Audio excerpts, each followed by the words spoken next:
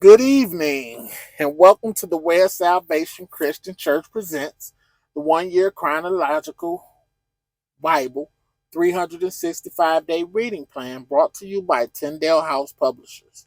I am Minister Jewett Peterson Sr., and today is September 13th, 2023, and it is the fourth day of the week. And today we'll be reading page 40, no, not page, but day 42 of the plan. And day 42, we'll be reading the New Living Translation. And day 42 consists of Exodus 32, Exodus 33, and Exodus 34. And we'll be reading from once again, the New Living Translation, the NLT. And we're going to start it off today with the gold calf. Exodus 32, verse 1. When the people saw how long it was taking Moses to come back down the mountain, they gathered around Aaron. Come on, they said, make us some gods who can lead us. We don't know what happened to this fellow Moses, who brought us up here from the land of Egypt. So Aaron said, take the gold rings from your ears, from the ears of your wives and sons and daughters, and bring them to me. All the people took the gold rings from their ears and brought them to Aaron.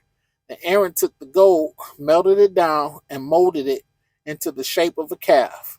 When the people saw it, they exclaimed, O Israel, these are the gods who brought you out of the land of Egypt. Aaron saw how excited the people were, so he built an altar in front of the calf. Then he announced, tomorrow will be a festival to the Lord. The people got up early the next morning to sacrifice burnt offerings and peace offerings. After this, they celebrated with feasting and drinking, and they indulged in pagan revelry, revelry, revelry, revelry. The Lord told Moses, quick, go down the mountain. Your people whom you brought from the land of Egypt have corrupted themselves. How quickly they have turned away from the way I commanded them to live. They have melted down gold and made a calf, and they have bowed down and sacrificed to it. They are saying, these are your gods, O Israel, who brought you out of the land of Egypt.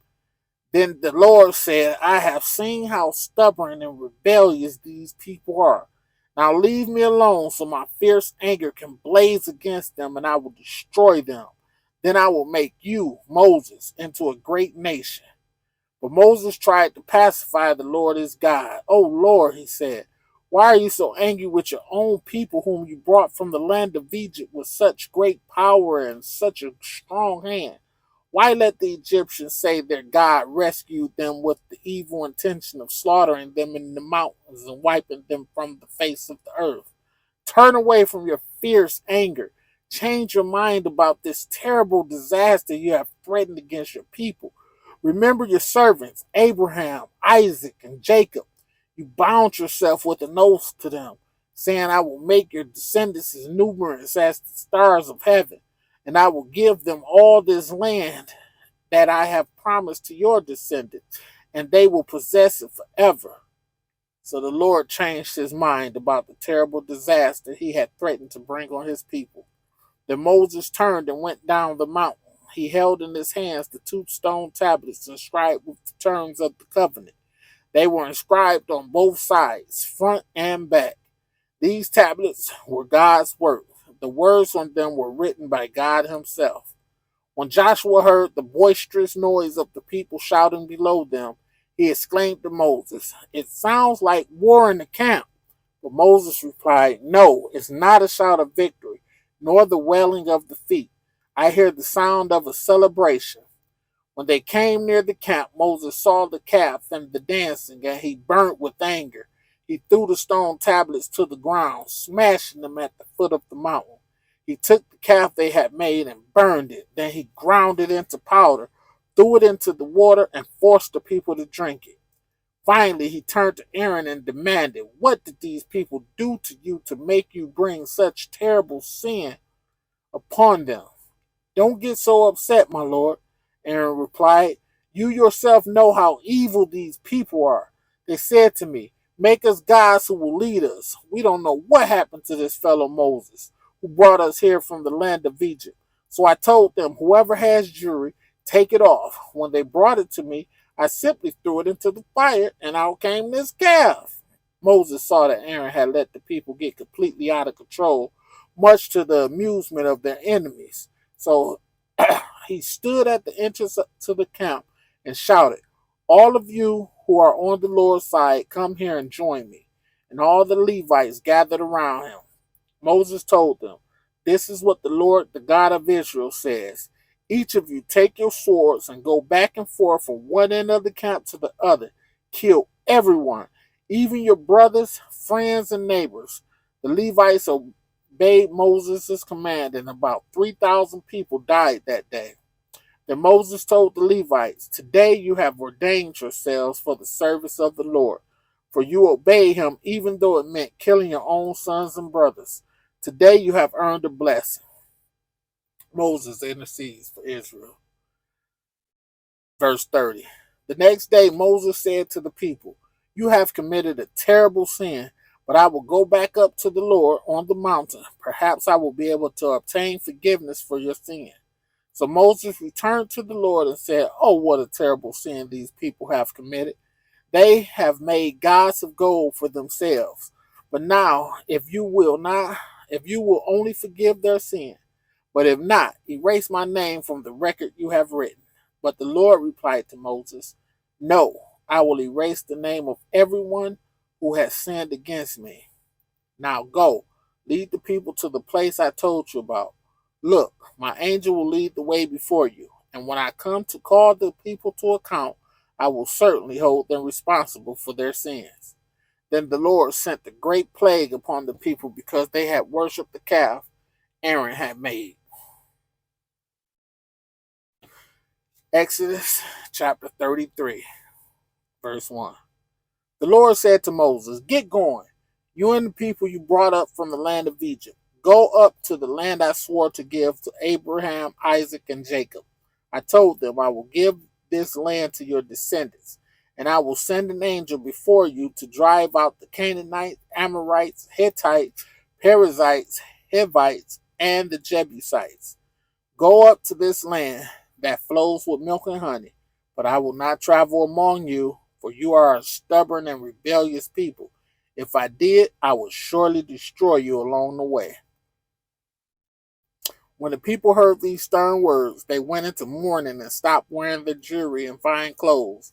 For the Lord had told Moses to tell them, you are a stubborn and rebellious people. If I were to travel with you for even a moment, I would destroy you. Remove your jewelry and fine clothes while I decide what to do with you. So from the time they left Mount Sinai, the Israelites wore no more jewelry or fine clothes. It was Moses' practice to take the tent of meeting and set it up some distance from the camp. It was Moses, verse 7. It was Moses' practice to take the tent of meeting and set it up some distance from the camp. Everyone who wanted to make a request of the Lord would go to the tent of meeting outside the camp. Excuse me. Whenever Moses went out to the tent of meeting, all the people would get up and stand in the entrances of their own tents. They would all watch Moses until he disappeared inside. As he went into the tent, the pillar of cloud would come down and hover at its entrance, while the Lord spoke with Moses. When the people saw the cloud standing at the entrance of the tent, they would stand and bow down in front of their own tents. Inside the tent of meeting, the Lord would speak to Moses face to face, as one speaks to a friend. Afterward, Moses would return to the camp, but the young man who assisted him, Joshua, son of Nun, would remain behind in the tent of meeting. Moses sees the Lord's glory. Verse 12. One day Moses said to the Lord, you have been telling me, take these people up to the promised land, but you haven't told me whom you will send with me. You have told me. Excuse me. I know you by name, and I look favorably on you. If it is true that you look favorably on me, let me know your ways so I may understand you more fully and continue to enjoy your favor. And remember that this nation is your very own people. The Lord replied, I will personally go with you, Moses, and I will give you rest. Everything will be fine for you. Then Moses said, if you don't personally go with us, don't make us leave this place. How will anyone know that you look favorably on me and on your people, if you don't go with us? For your presence among us sets your people and me apart from all other people on the earth. The Lord replied to Moses, I will indeed go do what you have asked. I will indeed do what you have asked. Verse 17, for I look favorably on you and I know you by name. Moses responded, then show me your glorious presence. The Lord replied, I will make all my goodness pass before you, and I will call out my name Yahweh before you. For I will show mercy to anyone I choose, and I will show compassion to anyone I choose. But you may not look directly at my face, for no one may see me and live. The Lord continued, look, stand near me on this rock. As my glorious presence passes by, I will hide you in the crevice of the rock and cover you with my hand until I have passed by. Then I will remove my hand and let you see me from behind, but my face will not be seen. Ooh, excuse me, people. Exodus chapter 34. A new copy of the covenant. Verse 1. Then the Lord told Moses, chisel out 2 stone tablets like the first ones. I will write on them the same words that were on the tablets you smashed. Be ready in the morning to climb up Mount Sinai and present yourself to me on the top of the mountain. No one else may come with you. In fact, no one is to appear anywhere on the mountain. Do not even let the flocks of or herds graze near the mountain. So Moses chiseled out 2 tablets of stone like the first ones. Early in the morning he climbed Mount Sinai as the Lord had commanded him, and he carried the 2 stone tablets in his hands.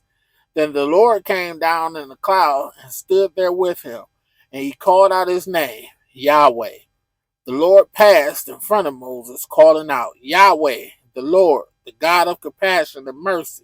I am slow to anger and filled with unfailing love and faithfulness. I lavish unfailing love to 1,000 generations. I forgive iniquity, rebellion, and sin, but I do not excuse the guilty. I lay the sins of the parents upon their parents and grandchildren. The entire family is affected, even children in the 3rd and 4th generation. Moses immediately threw himself to the ground and worshipped, and he said, O Lord, if it is true that I have found favor with you, then please travel with us. Yes, this is a stubborn and rebellious people, but please forgive our iniquity and our sins. Claim us as your own special possession. The Lord replied, listen, I am making a covenant with you in the presence of all your people.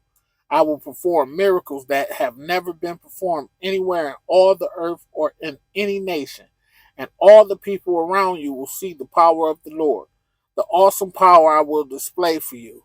But listen carefully to everything I command you today. Then I will go ahead of you and drive out the Amorites, Canaanites, Hittites, Perizzites, Hivites, and Jebusites. Be very careful never to make a treaty with the people who live in the land where you are going. If you do, you will follow their evil ways and be trapped. Instead, you must break down their pagan altars, smash their sacred pillars, and cut down their Asherah poles. You must worship no other gods, for the Lord, whose very name is jealous, is a God who is jealous about his relationship with you. You must not make a treaty of any kind with the people living in the land. They lust after their gods, offering sacrifices to them. They will invite you to join them in their sacrificial meals, and you will go with them. Then you will accept their daughters who sacrifice to other gods as wives for your sons. And they will seduce your sons to commit adultery against me by worshiping other gods. You must not make any gods of molten metal for yourselves. You must celebrate the festival of unleavened bread for 7 days. The bread you eat must be made without yeast, just as I commanded you. Celebrate this festival annually at the appointed time in early spring, in the month of Abib, for that is the anniversary of your departure from Egypt. The firstborn of every animal belongs to me, including the firstborn males from your herds of cattle and your flocks of sheep and goats. A firstborn donkey may be brought back from the Lord by presenting a lamb or a young goat in its place. But if you do not buy it back, you must break its neck. However, you must buy back every firstborn son. No one may appear before me without an offering. You have 6 days each week for your ordinary work, but on the seventh day you must stop working, even during the seasons of plowing and harvest. You must celebrate the festival of harvest with the first crop of the wheat harvest, and celebrate the festival of the final harvest at the end of the harvest season. 3 times each year, every man in Israel must appear before the sovereign, the Lord, the God of Israel. I will drive out the other nations ahead of you and expand your territory, so no one will covet and conquer your land while you appear before the Lord your God 3 times each year. You must not offer the blood of my sacrificial offerings together with any baked goods containing yeast, and none of the meat of the Passover sacrifice may be kept over until the next morning. As you harvest your crops, bring the very best of the first harvest to the house of the Lord your God. You must not cook a young goat in its mother's milk. Then the Lord said to Moses, write down all these instructions, for they represent the terms of the covenant I am making with you and with Israel. Moses remained there on the mountain with the Lord 40 days and 40 nights. And all that time he ate no bread and drank no water. And the Lord wrote the terms of the covenant, the 10 Commandments, on the stone tablets.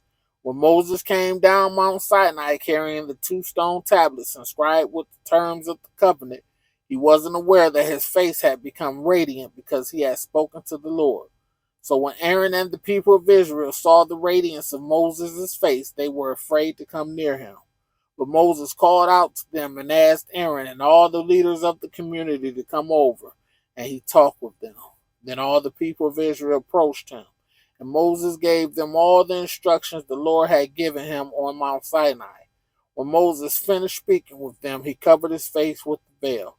But whenever he went into the tent of meeting to speak with the Lord, he would remove the veil until he came out again. Then he would give the people whatever instructions the Lord had given him, and the people of Israel would see the radiant glow on his face. So he would put the veil over his face until he returned to speak with the Lord. May the Lord have a rich and bountiful blessing to the reading, hearing, and doing of his word. Thanks for joining me. See you next time.